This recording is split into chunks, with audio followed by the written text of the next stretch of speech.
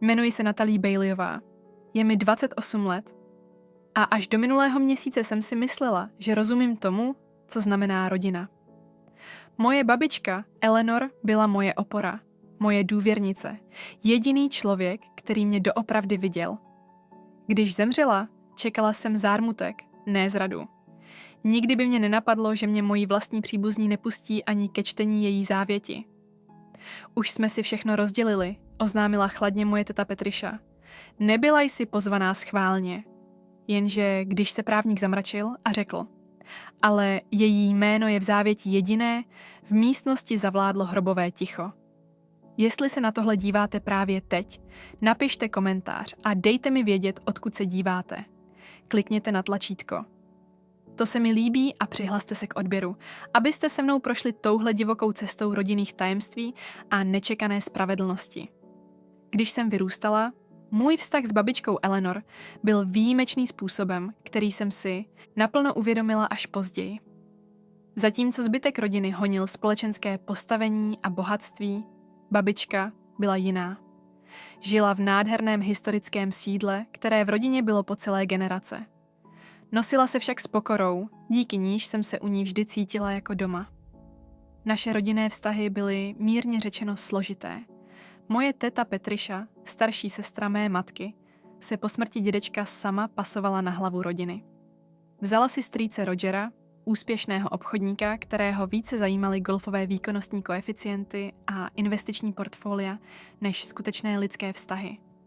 Jejich děti, moji bratranci a sestřenice, Heather a Taylor, vyrostly se stříbrnou lžičkou pevně, zaraženou v puse a s odpovídajícím chováním. Natalie, drahá, ty pořád nosíš to oblečení z výprodejové prodejny, říkávala teta Petriša na rodinných setkáních a ani se nesnažila skrýt ušklíbnutí za sklenkou vína. Někdy tě můžu vzít na nákupy. Všichni si toho všímají, víš? Moje matka, Diane, se mě proti těmhle jedovatým poznámkám nikdy nezastala. Podle názoru rodiny byla tou mladší sestrou, která se provdala pod svou úroveň. Můj otec, James, byl učitel na střední škole. Tvrdě pracoval, ale zůstával odtažitý a často bral další práce, aby se pokusil držet krok s očekáváními rodiny.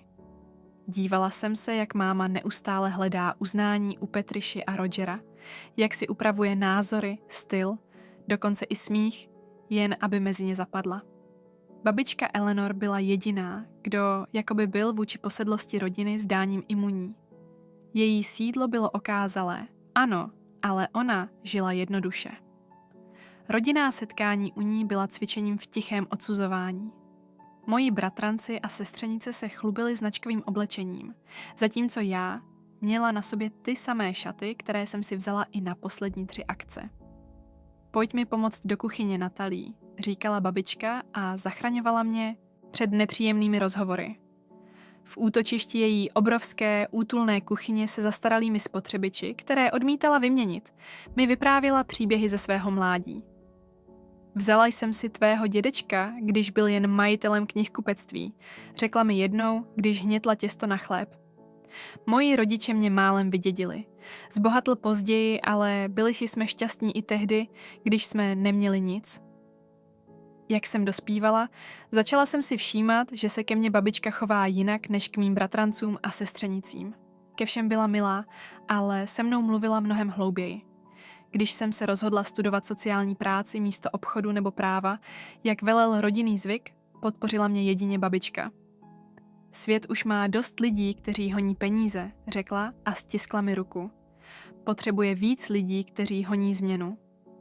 Nesouhlas rodiny přišel okamžitě a byl tvrdý. Během jedné sváteční večeře, když mi bylo 22 let, se strýc Roger zeptal na moje plány do budoucna. Nezisková práce, odpověděla jsem upřímně. Mám stáž v organizaci pro mladé lidi bez domova v centru města. U stolu se rozhostilo ticho, než propukl špatně skrývaný smích. Miláčku, to je moc hezké, řekla teta Petriša povýšeně. Ale to je přece jen nějaká fáze. Nikdo si přece doopravdy nevybere být chudý. Moje rodina nevěděla, že babička Eleanor mi tajně podporovala studium a dokonce posílala anonymní dary organizacím, kde jsem dobrovolničila. Věřila mé cestě, když nikdo jiný nevěřil. Tvůj dědeček a já jsme vždycky chtěli dělat víc dobročinné práce, svěřila se mi jednou. Založili jsme malou nadaci, ale ztratila se v rodinném podnikání.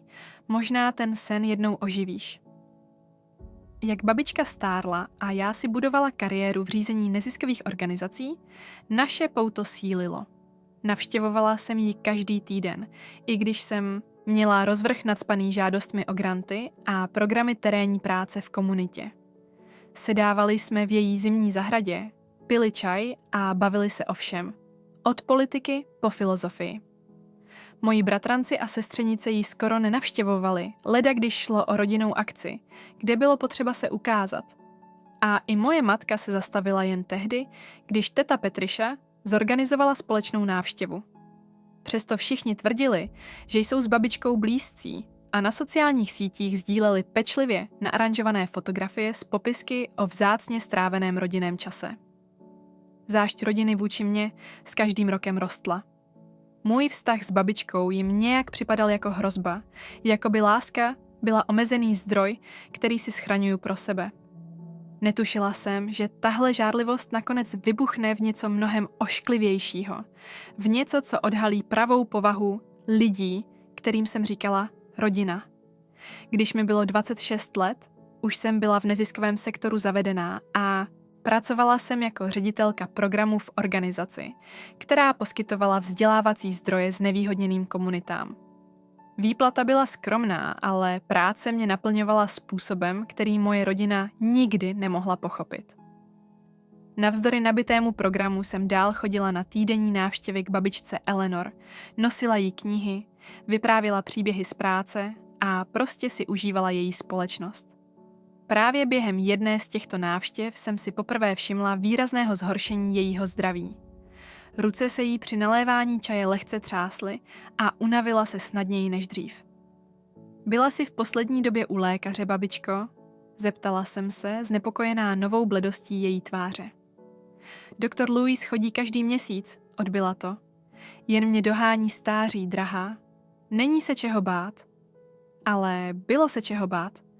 Během několika týdnů od chvíle, kdy jsem si těch změn všimla, jsem se dozvěděla, že babičce diagnostikovali městnavé srdeční selhání. Prognóza nebyla jasná. Mohly jí zbývat roky nebo jen měsíce. Zpráva se rodinou rozšířila rychle a náhle. Příbuzní, kteří byli celé roky příliš zaneprázdnění, aby se zastavili, se začali v sídle objevovat pravidelně. Musíme tě přestěhovat do zařízení, kde ti zajistí řádnou péči. Naléhala teta Petriša během rodinné večeře, která se konala na oslavu babiččiných 85. narozenin. Naplánovala jsem malé komorní setkání, ale Petriša moje plány přebyla a pozvala širší rodinu, dokonce i obchodní partnery strýce Rogera. Jsem naprosto spokojená ve svém vlastním domě, odpověděla babička pevně. Natalie zařídila, aby ke mně denně chodila zdravotní sestra. A to stačí. Petriša po mně střelila jedovatým pohledem. Natalie si zřejmě myslí, že ví, co je nejlepší pro všechny. Pověz mi, drahá neteři, jakou přesně máš zdravotnickou kvalifikaci? V místnosti zavládlo nepříjemné ticho. Zhluboka jsem se nadechla, než jsem odpověděla. Radila jsem se s babiččinými lékaři a řídila se jejich doporučeními. Věří, že známé prostředí je pro její celkovou pohodu lepší. Jak pohodlné, že ta doporučení nechávají situaci pod tvojí kontrolou, vyštěkla Petriša. Tehdy jsem se za sebe konečně postavila. Tohle není o kontrole. Tohle je o respektu k přání babičky a k její důstojnosti. Kdybyste tu byli častěji už dřív, než onemocnila, věděli byste, jaká ta přání jsou. Výbuch přišel okamžitě. Petriša mi nadávala do nevděčnic a obvinila mě, že se snažím babičkou manipulovat kvůli penězům. Strýc Roger naznačil, že moje nezisková práce je jen zástěrka pro lenost a neschopnost uspět v opravdovém světě. Přidali se i moji bratranci a sestřenice. Heather tvrdila, že jsem babičce vymyla mozek proti rodině. Moje matka seděla mlčky se sklopenýma očima, zatímco otec neohrabaně navrhoval, ať se všichni uklidní. Jenže škoda už byla napáchaná Od té chvíle jsem byla označená za rodinnou kariéristku, nevděčnou chudinku odkázanou na dobročinnost, která zneužívá náklonnosti staré ženy. Patricia proti mně rozjela kampaň a obvolávala další členy rodiny, aby šířila pomluvy. Dokonce kontaktovala babiččiny přátele a naznačovala jim, že ji izoluji pro své vlastní účely. Nejhorší bylo, že tyhle taktiky fungovaly. Lidé se na mě začali dívat jinak a můj přístup k babičce byl čím dál víc omezovaný. Vaše teta si myslí, že bude nejlepší, když se návštěvy budou domlouvat přes ní? Řekla mi nová denní zdravotní sestra, když jsem dorazila na svou obvyklou středeční odpolední návštěvu. Prý je slečna Eleanor po vašich návštěvách velmi unavená. Měla jsem zlomené srdce, ale odmítla jsem to vzdát. Místo návštěv jsem volala, jenže hovory se zkracovaly, jak babičce ubývaly síly. Během jednoho z našich posledních smysluplných rozhovorů, asi 3 měsíce předtím, než zemřela, působila babička neobvykle naléhavě. Natalie, na půdě je něco, co chci, abys měla, řekla hlasem, který byl silnější, než byl v posledních týdnech. Dřevěná krabice s mosaznými rohy, v severním rohu pod okapem. Příště mi ji přineseš? Samozřejmě, babičko, co v ní je? Jen staré vzpomínky, které ti možná budou dávat větší smysl než komukoli jinému, odpověděla tajemně. A klíč, ten klíč je důležitý, Natalie. Slibovala jsem, že krabici při další návštěvě přinesu, ale když jsem následující týden dorazila, strýc Roger mě ode dveří poslal pryč s tím, že je babička příliš unavená na návštěvy. Zkusila jsem to ještě několikrát a pokaždé to dopadlo stejně. V zoufalství jsem přišla jednoho rána velmi brzy a doufala, že promluvím s noční zdravotní sestrou dřív, než odejde. Noční zdravotní sestra, Rachel, měla víc pochopení než její denní kolegyně. Ptá se na vás, svěřila se mi Rachel. Můžu vám dát 15 minut, než se píšu zprávu, ale jestli vás někdo chytí, nikdy jsem vás neviděla. Proklouzla jsem nahoru a našla babičku spát. Nechtěla jsem jí budit a tak jsem se místo toho potichu vydala na půdu, odhodlaná splnit alespoň část slibu. Našla jsem krabici přesně tam, kde ji popsala a opatrně ji otevřela. Uvnitř byly balíčky starých dopisů, fotografie, které jsem nikdy předtím neviděla a malý mosazný klíč přivázaný k vybledlé stužce. Krabici jsem zavřela a vzala s sebou, s tím, že ji babičce přinesu, až se probudí. Jenže když jsem scházela ze schodů z půdy, zaslechla jsem dole hlasy. Patricia dorazila brzy. Nechtěla jsem dělat scénu a tak jsem krabici schovala do tašky a odešla služebním vchodem s plánem přinést ji při příští úspěšné návštěvě.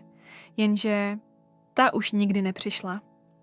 O 2 týdny později mi zavolala matka, že babičku převezli do nemocnice.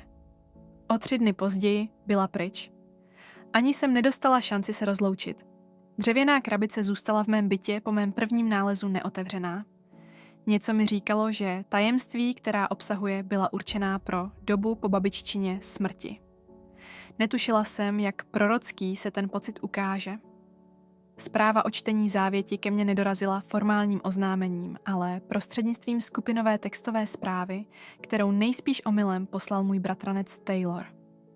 Čtení závěti u babičky doma ve čtvrtek ve 20 hodin. Očekává se společenské oblečení.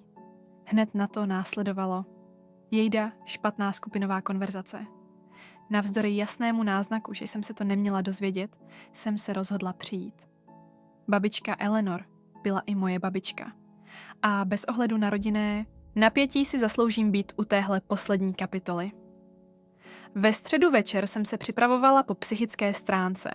Vybrala jsem si jednoduché černé šaty, které byly uctivé, ale zároveň působily profesionálně. Dokonce jsem vytáhla perlové náušnice, které mi babička dala k promoci na vysoké škole. Jediný kus rodinných šperků, který jsem vlastnila. Ve čtvrtek odpoledne bylo na říjen nezvykle teplo. Takový zlatavý podzimní den, který babička vždycky milovala.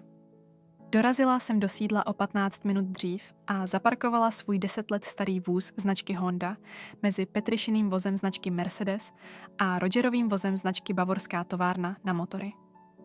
Zhluboka jsem se nadechla a vyšla známou kamennou cestičkou ke vchodovým dveřím, zatímco se mi s každým krokem vracely vzpomínky.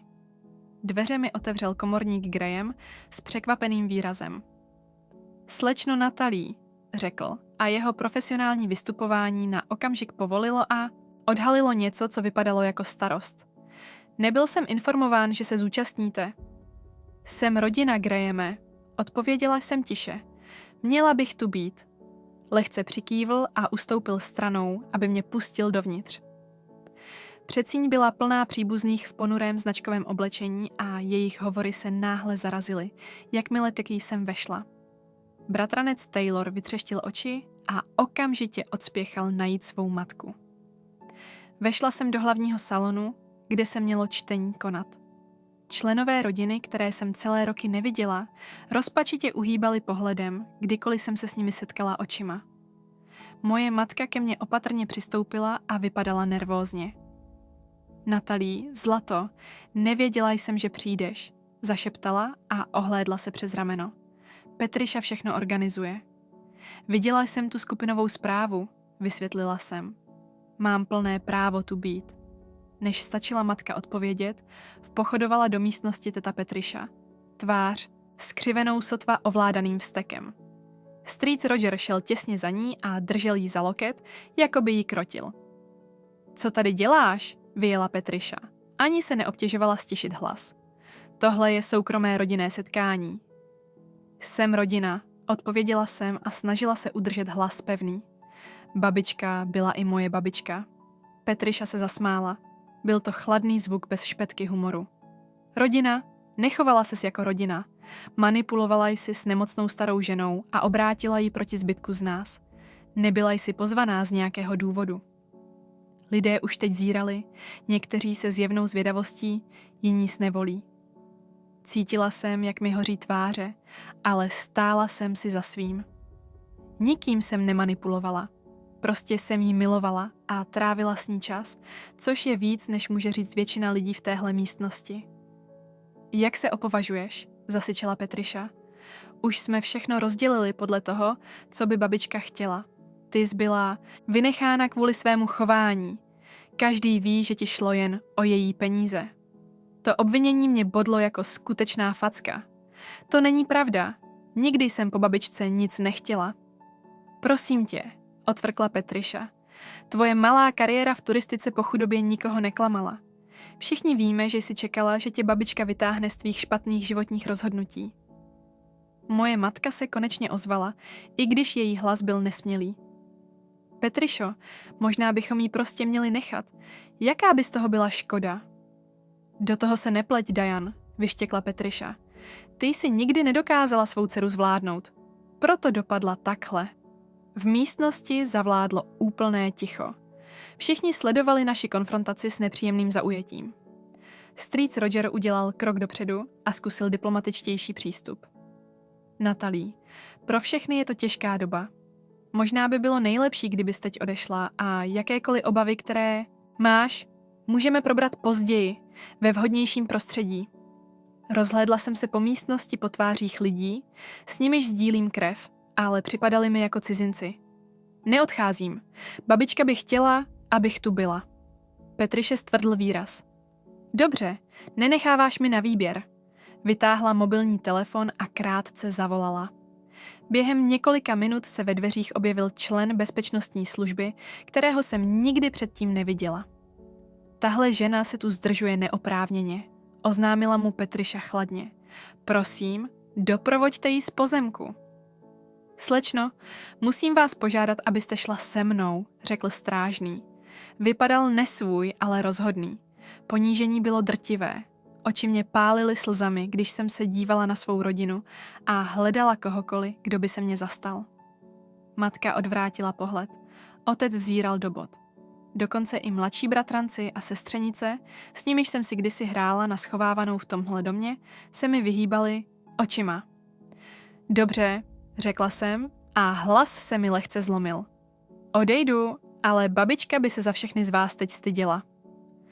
Vyšla jsem ven s takovou důstojností, jakou jsem dokázala sebrat, a strážný šel pár kroků za mnou v úctivé vzdálenosti. Jakmile jsem byla venku, Došla jsem k autu a teprve pak se slzy spustily naplno. Seděla jsem za volantem a vzlikala tak, jako jsem nevzlikala od dětství. Zármutek ze ztráty babičky, umocněný tímhle posledním odmítnutím ze strany rodiny, byl téměř k nevydržení. Nevím, jak dlouho jsem tam seděla a brečela, než mi telefon zavibroval zprávou z neznámého čísla. Počkejte tam. Neodjíždějte. Alexander Morris, Eleanorčin právník. Otřela jsem si slzy hřbetem ruky a zkontrolovala svůj odraz ve zpětném zrcátku. Vypadala jsem příšerně. Řasenka mi tekla po tvářích. Oči jsem měla oteklé a červené. Poslední, co jsem chtěla, bylo setkat se s nějakým právníkem v tomhle stavu. Ale zvědavost přehlušila rozpaky. Babiččina právníka jsem nikdy nepoznala a netušila jsem, proč se mi teď po tak ponižujícím odchodu ozývá. O 5 minut později k mému autu přišel vysoký muž v tmavě šedém obleku. Na pohled mu bylo něco přes 50, měl prošedivělé vlasy a laskavé oči za brýlemi s drátěnou obroučkou. Opatrně jsem stáhla okénko. Slečno Baileyová, jsem Alexander Morris. Byl jsem právníkem vaší babičky přes 20 let. Natáhl ruku, kterou jsem nejistě stiskla. Mohu se k vám na chvíli připojit? A nebo si můžeme sednout na tu lavičku u zahrady? Zvolila jsem lavičku. Potřebovala jsem čerstvý vzduch a odstup od domu, kde se rodina pořád scházela. Mlčky jsme došli k tepané železné lavičce s výhledem na babiččinu, milovanou růžovou zahradu, která už začínala vadnout pod podzimním chladem. Musím se omluvit za to, co se tam stalo, začal Alexandr, když jsme se posadili. Přijel jsem pozdě a zjistil jsem, že vaše rodina provedla jakési neoficiální čtení beze mě. Říkali, že už je všechno rozdělené, řekla jsem a nedokázala skrýt bolest v hlase. Alexandr se hluboce zamračil. To je nemožné. Závěť nelze vykonat bez vykonavatele. A tím jsem v tomto případě já. Ať tam dělali cokoliv, nebylo to zákonné ani závazné. Uvnitř mě se rozhořel malý plamínek naděje. Tak co se teď stane? Teď, řekl, sáhl do aktovky, se budeme zabývat skutečnou závětí. Ale než se tam vrátíme, je něco, co byste měla vědět. Zaváhal, jako by pečlivě volil slova. Vaše jméno je v závěti jediné, slečno Baileyová. Zírala jsem na něj v nevěřícném šoku. Cože? To přece nemůže být pravda.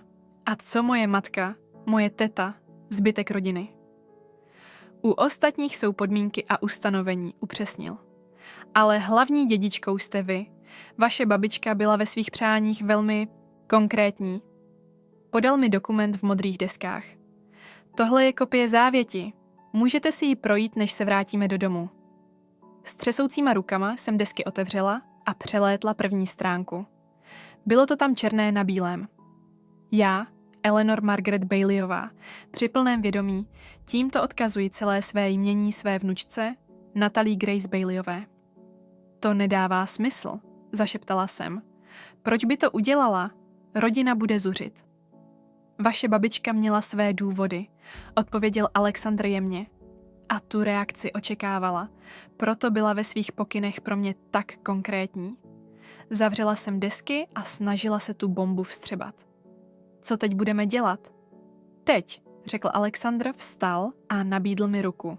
Se tam vrátíme a já udělám svou práci jako vykonavatel závěti. Jste na to připravená? Nebude to příjemné. Napadlo mě utéct, vyhnout se té konfrontaci úplně.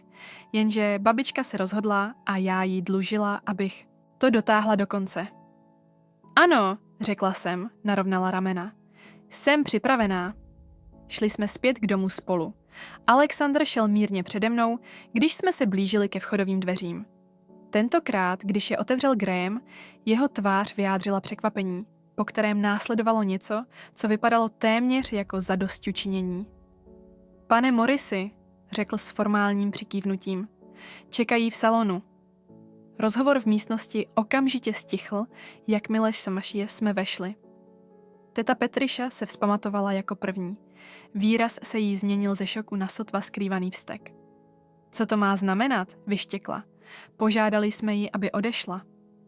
A já jsem jí požádal, aby se vrátila, odpověděl Alexandr klidně. Jako vykonavatel poslední vůle a závěti Eleanor Baileyové nemohu pokračovat bez přítomnosti všech relevantních stran. Relevantních stran, zopakoval strýc Roger, bylo na něm vidět, že se v něm ozývá obchodnický instinkt a že cítí problém. Co to přesně znamená? Alexandr položil aktovku na zdobený konferenční stolek a vyndal několik úředně vyhlížejících dokumentů. Znamená to, že jsem tu, abych provedl oficiální čtení závěti Eleanor Baileyové, což mohu udělat pouze já jako jmenovaný vykonavatel. Jakékoliv předchozí rozhovory, které jste vedli, byly předčasné a nezávazné. Atmosféra v místnosti se citelně změnila. Moji bratranci a sestřenice si vyměnili ustarané pohledy. Matka vypadala zmateně. Teta Petriša zbledla pod dokonalým líčením. Ale už jsme se dohodli, jak se věci rozdělí, protestovala. V hlase jí ubývalo z dřívější jistoty. Eleanor se mnou o svých přáních mluvila dopodrobna. Obávám se, že jakékoliv ústní dohody přebíjí právní dokument, který paní Baileyová podepsala a který byl řádně dosvědčen, odpověděl Alexandr profesionálně odtažitým tónem. A teď prosím, aby se všichni posadili, můžeme pokračovat oficiálním čtením. Jak se všichni neochotně usazovali, Alexandr se na mě podíval a sotva znatelně mi povzbudivě přikývl. Sedla jsem si na židli blízko dveří stranou od zbytku rodiny a srdce mi bušilo až v krku. V místnosti zavládlo hrobové ticho, když si Alexandr nasadil brýle na čtení a začal mluvit. Toto je poslední vůle a závěť Eleanor Margaret Baileyové, začal Alexandr. V hlase měl formální váhu, která si vynutila pozornost, datovaná 15. dubna tohoto roku a dosvědčená mnou a doktorem Louisem Harringtonem. 15. dubna. V duchu jsem rychle počítala, že to bylo krátce po té katastrofální narozeninové oslavě, na níž jsem se postavila tetě Petriše. Bylo to také poté, co se babiččino zdraví začalo vážně zhoršovat. Alexandr pokračoval ve čtení. Já, Eleanor Margaret Baileyová, při plném vědomí a v plné svéprávnosti. Tímto uvádím svá poslední přání týkající se rozdělení svého jmění a majetku. Na okamžik se odmlčel a rozhlédl se po místnosti. Než budou upřesněna konkrétní rozdělení, paní Baileyová připojila osobní prohlášení, které si výslovně přála přečíst celé. Petriša se netrpělivě zavrtěla na židli. Je to opravdu nutné? Všichni víme, matko. Prostě přejděte k relevantním částem. Alexandr se na ní podíval přísně. Jako vykonavatel závěti jsem povinen číst závěť přesně tak, jak je napsaná. Toto je právní řízení, paní Vintrová, ne nezávazná konverzace. Petriša, viditelně usazená do patřičných mezí, zmlkla a Alexandr se vrátil k dokumentu. Mé rodině shromážděné zde dnes, během svých 85 let jsem pochopila, že skutečná míra bohatství nespočívá v tom, co nashromáždíme, ale v tom, jak se rozhodneme se o to podělit. Peníze a majetek neznamenají nic, pokud neslouží vyššímu účelu ani neodrážejí hlubší hodnoty. Po mnoho let jsem se s rostoucími obavami dívala na to, jak se někteří členové této rodiny čím dál více upínají k hmotnému bohatství a společenskému postavení, často na úkor soucitu, opravdovosti a skutečného spojení. Viděla jsem, jak je laskavost zaměňována za slabost a jak je štědrost vnímána s podezřením. Zatímco někteří z vás přicházeli jen tehdy, kdy se vám to hodilo nebo kdy to pro vás bylo výhodné, jeden člověk v této rodině prokazoval vytrvalou lásku, úctu a péči bez očekávání odměny. Jeden člověk mě viděl jako lidskou bytost, ne jako odkaz nebo dědictví. A právě proto jsem učinila následující rozhodnutí ohledně svého majetku. V místnosti bylo mrtvolné ticho. Cítila jsem, jak se pohledy obracejí ke mně. Některé tázavé, jiné už začínaly chápat, co babičina slova naznačují. Alexandr otočil stránku a pokračoval ve čtení. Tímto odkazuji celé své jmění, včetně rodinného domu, všech finančních prostředků, investic a osobního majetku své vnučce, Natalie Grace Baileyové. Výbuch byl okamžitý a ohlušující. To je do nebe volající, ječela teta Petriša a vyskočila na nohy. Ona očividně manipulovala s matkou, když byla zranitelná a nemocná. To přece nemůže být legální, prohlásil strýc Roger. V obličeji mu naskočila sytá červeň. Eleanor nebyla při smyslech. To napadneme, prohlásila teta Petriša. Moji bratranci a sestřenice začali mluvit jeden přes druhého.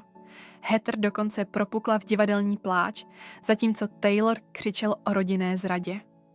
Vzdálenější příbuzní si v šoku nevěřícně mumlali mezi sebou. Seděla jsem strnule v křesle a nedokázala zpracovat, co se děje. Celé babiččino sídlo. Nechala mi úplně všechno. Připadalo mi to nemožné, ohromující a upřímně řečeno děsivé. Alexander trpělivě vyčkal, až prvotní povyk opadne a pak zvedl ruku, aby si vynutil ticho. Smím-li pokračovat, jsou zde další ustanovení. Místnost se postupně utišila. Všichni byli příliš nervózní, aby kvůli dalšímu výbuchu přišli o zbytek informací. Ačkoliv je celé sídlo jako celek odkázáno Natalie Baileyové, četl Alexander. Paní Baileyová zřídila pro ostatní členy rodiny řadu podmíněných odkazů. Místností viditelně projela naděje. Lidé se narovnali v židlích a ve tvářích se jim zlost měnila v kalkul. Tyto podmíněné odkazy, pokračoval Alexander, závisí na tom, jak se dotyční členové rodiny chovali k Natalie Baileyové. A to, jak před mou smrtí, tak po tomto čtení závěti. Ticho, které následovalo, bylo naprosté. Skoro jsem viděla, jak se všem v hlavách roztočila kolečka, když si v duchu přehrávali své jednání se mnou. Paní Baileyová vedla podrobné záznamy o rodinných kontaktech, korespondenci a chování, vysvětlil Alexander, odložil závěť a sáhl po jiném dokumentu. Také se mnou pravidelně radila ohledně toho, co pozorovala. Hlavou mi probleskla dřevěná krabice v mém bytě. Ty dopisy, ty fotografie, musely být součástí těchto záznamů. Každý potenciální dědic byl posouzen podle kritérií, která Eleanor stanovila, pokračoval Alexander. Patří sem mimo jiné prokazovaná úcta k Natalie, podpora jejich kariérních rozhodnutí, její zahrnování do rodinných akcí a zdržení se znevažujících poznámek o její povaze či motivech. Strýc Roger si odkašlal. A kdo přesně dělal tyhle subjektivní soudy? Jak si to máme ověřit? Paní Baileyová vedla rozsáhlé poznámky, odpověděl Alexander klidně. A navíc si najala služby vyšetřovací kanceláře Westlake, aby zdokumentovala některé události, které jí připadaly obzvlášť znepokojivé. Soukromí vyšetřovatelé? To odhalení mnou otřáslo stejně jako všemi ostatními. Babička si potichu budovala důkazní materiál, všechno sledovala a zapisovala. To je šílené, prohlásila Petriša. Moje vlastní matka nás špehovala. Chrání svou vnučku před tím, co považovala za koordinovanou snahu o izolaci a citové týrání, opravil jí Alexander. A podle toho, co jsem dnes viděl, se její obavy jeví jako oprávněné. Otočil list v dokumentech. A teď, pokud jde o konkrétní podmíněné odkazy, paní Baileyová zřídila svěřenský fond ve výši $5 milionů, který má být rozdělen mezi členy rodiny podle hodnoticích ukazatelů, které jsem uvedl. Na základě dokumentace, kterou jsem obdržel, bohužel musím oznámit, že v tuto chvíli žádný z přítomných členů rodiny nesplnil podmínky pro vyplacení svého podílu. Následný chaos způsobil, že předchozí výbuch vedle toho vypadal mírně. Místností létala obvinění, většina mířila na mě, některá na Alexandra a další dokonce na samotnou babičku. Strýc Roger vyhrožoval žalobami. Petriša mi nadávala do manipulátorek a lhářek a několik bratranců a sestřenic naznačovalo, že jsem babičku k tomuhle rozhodnutí nějak donutila nebo ji přelstila. Alexander zůstával celou dobu klidný a občas odkazoval na konkrétní dokumenty, kdykoliv někdo vypustil obzvlášť křiklavé tvrzení. 10. března, poznamenal v jednu chvíli, paní Winterová nařídila personálu domácnosti, aby Natalie sdělil, že její babička není pro návštěvy k dispozici, přestože paní Baileyová ten den výslovně žádala, aby svou vnučku viděla.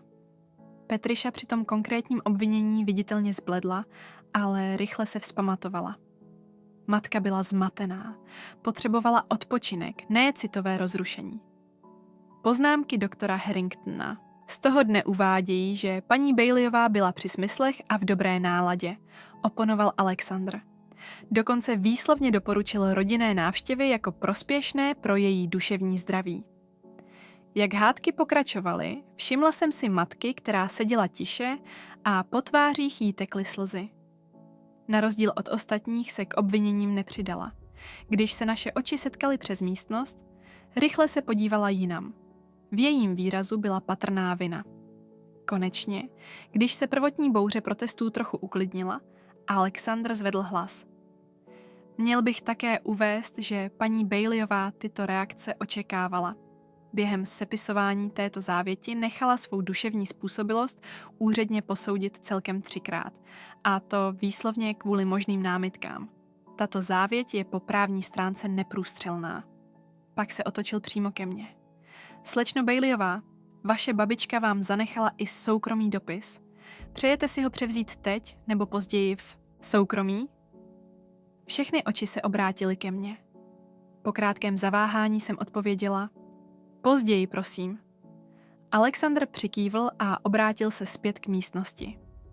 Podmíněné odkazy zůstávají k dispozici oprávněným členům rodiny po dobu 1 roku od dnešního čtení. Paní Baileyová jasně uvedla, že doufá v možnost usmíření, avšak podmínky tohoto usmíření ponechala plně v rukou Natalie.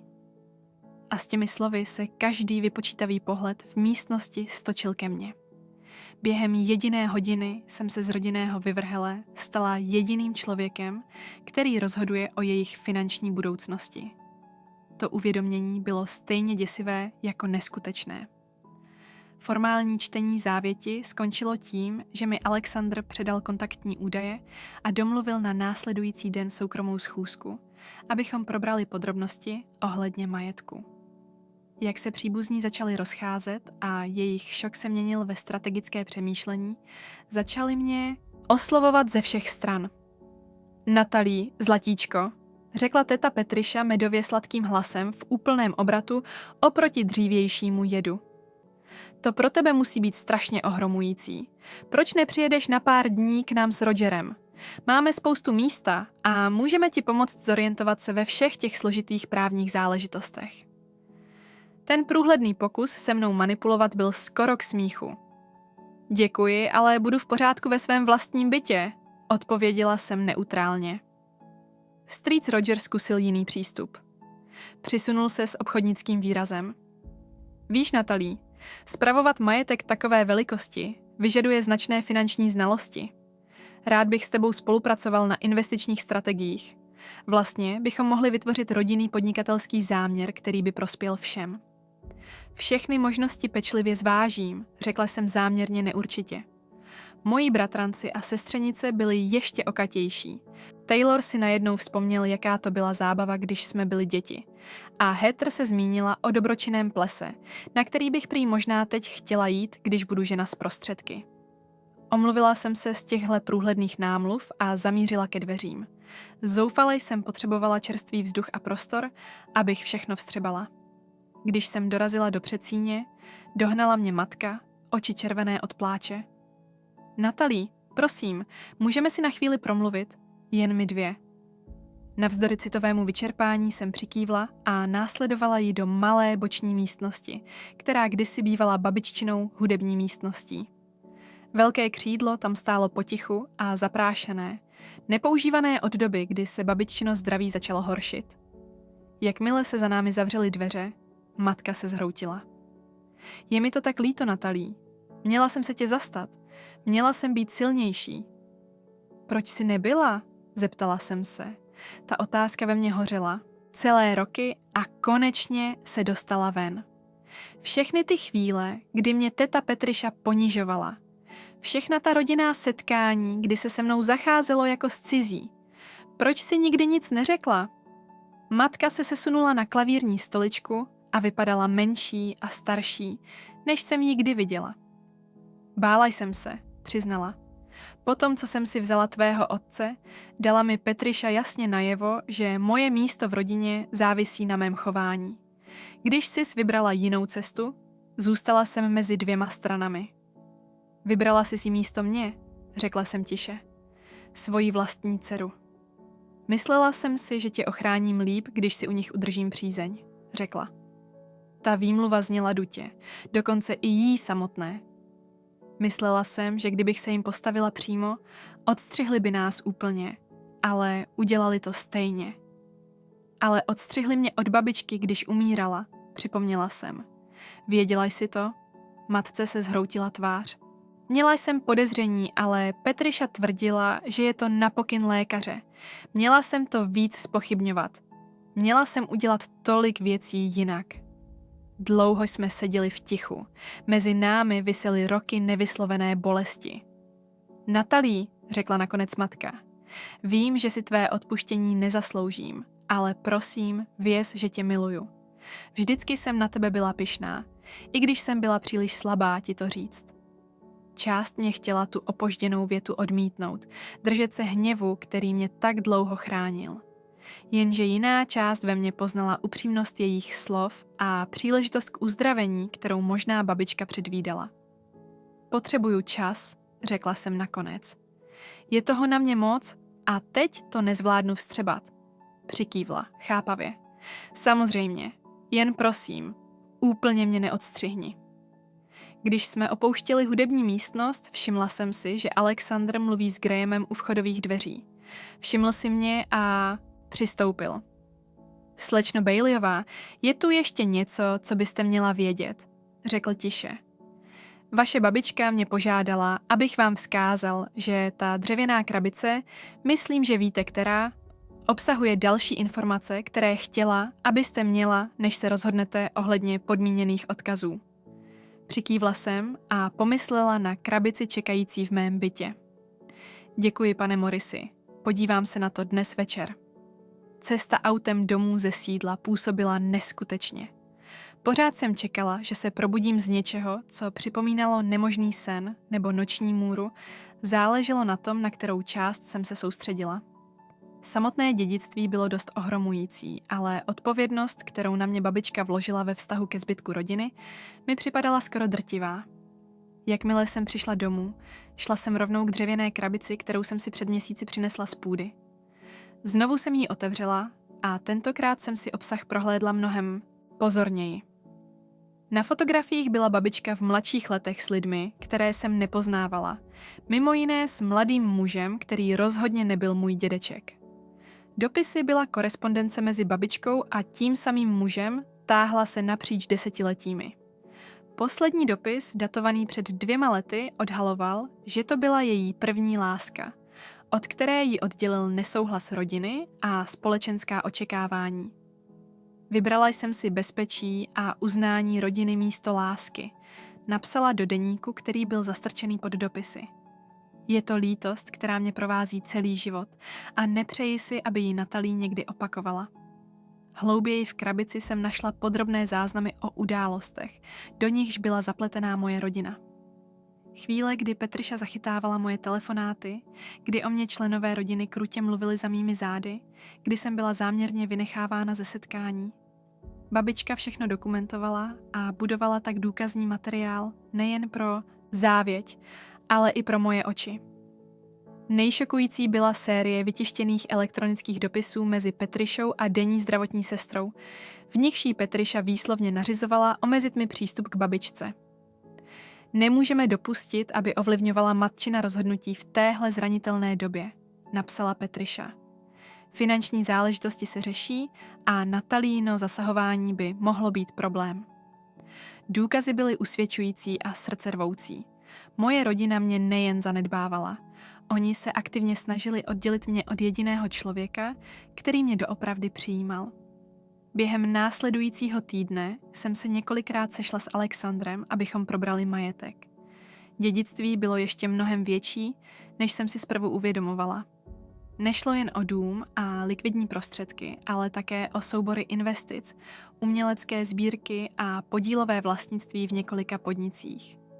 Bylo to ohromující, ale Alexandr mě trpělivě provázel vším, vysvětloval babiččiny finanční strategie i strukturu, kterou vybudovala. Vaše babička byla velmi prozíravá, řekl mi během jedné schůzky.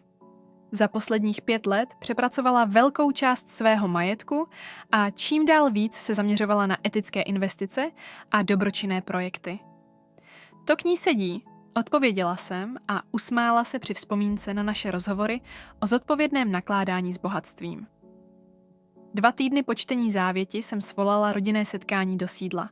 Samozřejmě přišli všichni. Jejich možné dědictví na tom záviselo. Atmosféra byla napjatá, ale uměle zdvořilá. Všichni se snažili působit co nejlépe. Strávila jsem dny přemýšlením, co udělat. Procházela jsem babiččinu dokumentaci a uvažovala o tom, co by si přála. Když se všichni shromáždili v hlavním salonu, postavila jsem se před ně, nervózní, ale rozhodnutá. Děkuji vám, že jste přišli, začala jsem.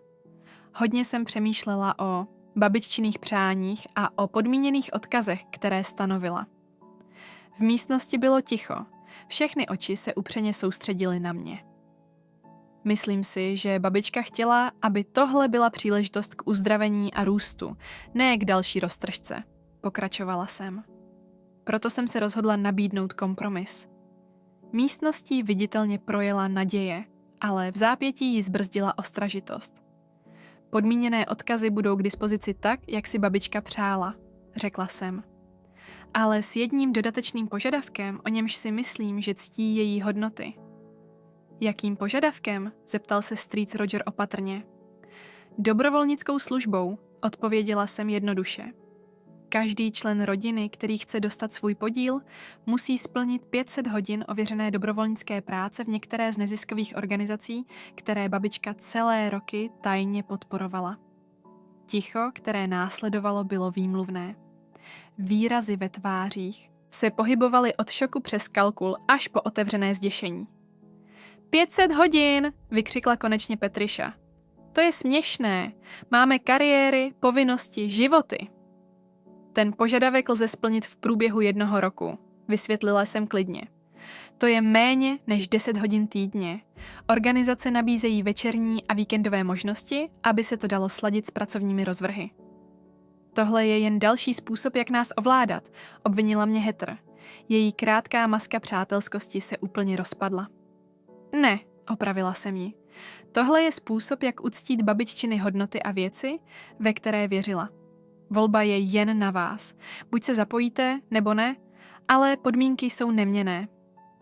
Když se po místnosti znovu rozhořely hádky, dívala jsem se, jak z nich ještě jednou vystupují jejich skutečné povahy. Krátké období vynucené laskavosti se vypařilo při prvním náznaku, že peníze nepůjdou získat snadno. V tu chvíli jsem přesně pochopila, proč babička závěť uspořádala právě takhle. Věděla, co se stane, že až budou muset volit mezi opravdovým osobním růstem a snadnými penězi, většina z nich odhalí své skutečné priority. Setkání skončilo tím, že většina rodiny vyběhla ven a vyhrožovala, že závěť napadne, nebo že už se mnou nikdy nepromluví.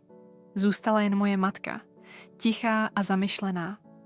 Udělám to, řekla jednoduše, když jsme byli sami. Ne kvůli penězům, ale protože to potřebuju napravit vůči tobě i vůči mámě. Její upřímnost se mě dotkla. Věřím ti, řekla jsem. A poprvé po letech jsem pocítila záblesk naděje pro náš vztah. Když jsem jí sledovala, jak odchází, usadil se ve mně zvláštní pocit klidu. Babička mi nedala jen dědictví, ale i možnost vidět rodinu jasně a nastavit zdravější hranice. Dala mi sílu postavit se za sebe i za hodnoty, na kterých záleží. Ve svém posledním činu mě osvobodila. Uteklo 6 měsíců. Přinesly jak výzvy, tak nečekané radosti. Přechod z ředitelky neziskového programu na správkyni velkého majetku nebyl snadný. Přistoupila jsem k němu však se stejným nasazením, jaké jsem dávala své předchozí práci. S Alexandrovým vedením jsem založila nadaci nesoucí jméno babičky Eleanor, zaměřenou na oblasti, které po desítky let tajně podporovala. Samotné sídlo prošlo proměnou. Formální salonky, kde se roky vařilo rodinné napětí, se změnily na zasedací prostory pro komunitní organizace. Rozsáhlé zahrady se jeden víkend v měsíci otevřely veřejnosti a pořádaly se v nich vzdělávací programy o udržitelném zahradnictví. Domek pro hosty, kde dřív bydleli bratranci a sestřenice během povinných svátečních návštěv, teď sloužil jako střídající se pobytový program pro umělce ze znevýhodněných komunit. A v průběhu toho všeho jsem objevovala vrstvy své babičky, které jsem za jejího života nedokázala plně ocenit. Alexandr mi poskytl záznamy o jejich anonymních darech sahající 30 let zpět, příspěvky na vzdělávací programy, azylové domy pro ženy, podpůrné služby pro přistěhovalce a desítky dalších věcí. Tajnou dobročinnost udržovala i přesto, že navenek zachovávala obraz konvenčního bohatství, který uspokojoval očekávání rodiny. Vaše babička podporovala přes 40 různých organizací, řekl mi Alexandr, při jedné z našich pravidelných schůzek. Většina z nich neměla tušení, kdo jejich dobrodinec je. Ještě dojemnější byly dopisy, které začaly přicházet poté, co se veřejně roznesla zpráva o založení nadace. Lidé, kterých se babiččina štědrost dotkla, psali, aby se podělili o své příběhy. Stipendia, díky nimž studenti, kteří byli v rodině první, kdo vystudoval vysokou školu, promovali bez dluhů. Lékařské zákroky, které zachránily život. Malé podniky založené díky mikropůjčkám, z nichž vyrostly prosperující firmy. Nevěděla jsem, kdo mi pomohl, když jsem už neměla kam jít, stálo v jednom dopise. Teď, když vím, že to byla Eleanor Baileyová, chci, aby její rodina pochopila, jaký rozdíl v mém životě udělala.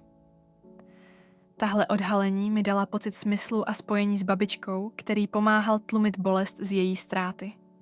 Nespravovala jsem jen majetek. Pokračovala jsem v odkazu soucitu a praktické podpory, která pro ní byla skutečnou vášní. Postupně se uzdravoval i můj vztah s matkou. Věrná svému slovu se pustila do dobrovolnického požadavku a o víkendech pracovala v programu na podporu čtenářské gramotnosti pro přistěhovalecké rodiny. K mému překvapení v té práci našla opravdovou zálibu, která šla daleko za pouhé splnění povinnosti. Nikdy jsem si neuvědomila, jak naplňující to může být, přiznala během jedné z našich pravidelných nedělních pozdních snídaní. S tvým otcem dokonce mluvíme o tom, že se přestěhujeme do menšího domu, abychom oba mohli omezit pracovní dobu a víc dobrovolničit. Ta změna na ní byla pozoruhodná. Lehkost a opravdovost, kterou jsem neviděla od svého dětství. Osvobozená od Petrišina vlivu a tlaku udržovat zdání se z ní stávala matka, kterou jsem vždycky potřebovala. Zbytek rodiny se vydal různými cestami. Teta Petriša a strýc Roger splnili svou hrozbu a opravdu se pokusili závěť napadnout, ale jak Alexandr sliboval, babiččiny právní přípravy byly bezchybné. Po krátkém a drahém soudním sporu své námitky stáhli a úplně přerušili kontakt. Většina mých bratranců a sestřenic je následovala a vybrala si zášť místo usmíření. Taylor však překvapil všechny. Potichu mě oslovil kvůli dobrovolnickému požadavku. Neočekávám, že mi budete věřit, řekl během rozpačité schůzky u kávy. Ale hodně přemýšlím o babičce a o tom, čeho si vážila. Chtěl bych tomu zkusit líp porozumět. Jeho upřímnost se zdála skutečná a v dalších měsících se stal pravidelným dobrovolníkem v programu umělecké výchovy pro mládež. Náš vztah zůstával opatrný, ale postupně se oteploval, jak jsme nacházeli společnou řeč v tvořivých způsobech komunitní podpory. Alexander Morris, zpočátku jen babiččin právník, se stal cenným rádcem a přítelem. Jeho desetileté zkušenosti s bohatými rodinami a s dobročinnými strukturami se ukázaly neocenitelné, když jsem se učila orientovat ve svých nových povinnostech. Vaše babička byla jednou z mých nejoblíbenějších klientek. Svěřil se během večeře na oslavu půlročního milníku nadace. Většina lidí s jejími prostředky se soustředila jen na zachování a růst. Eleanor se vždycky nejdřív ptala, jak můžou tyhle peníze udělat co nejvíc dobrého.